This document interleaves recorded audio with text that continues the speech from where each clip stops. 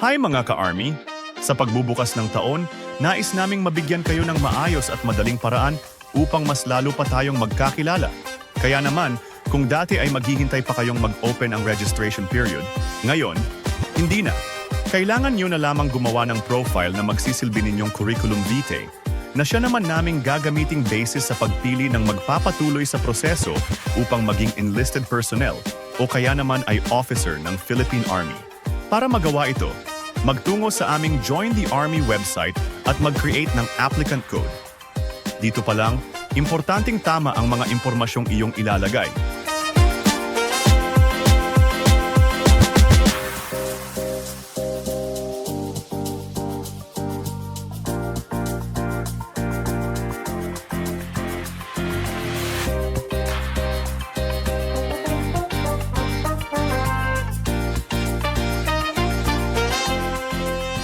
Kapag nakapag-generate na ng applicant code, maaari nang mag-proceed sa pag-create naman ng applicant's profile gamit ang applicant code na inyong natanggap mula sa amin.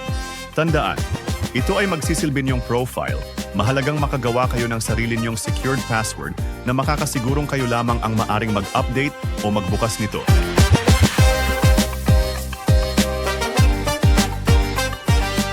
Matapos ang pagbuo ng security details, magpatuloy na sa inyong profile information.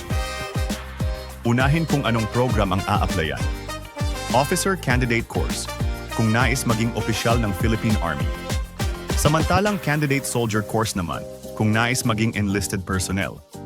Mamili rin kung alin sa mga recruitment office nais ninyong magproseso. Matapos nito, ay kumpletuhin ang inyong basic information at i-upload ang inyong updated picture.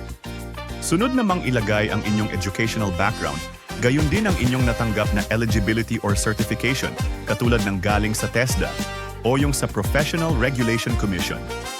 Bukod dito, maaari nyo ring ilagay kung meron kayong military background maging ang inyong work experiences.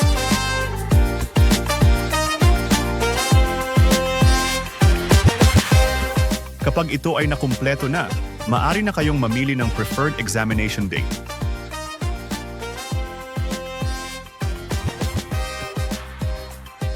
Dito ay makikita nyo na rin kung ilang slot pa ang available per Army Recruitment or Testing Office.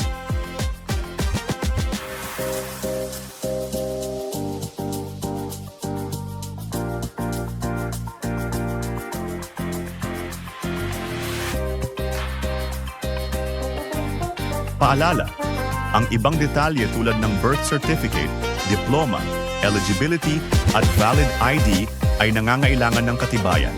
Kaya siguruhing authentic o totoo ang mga dokumentong ina-upload sa system.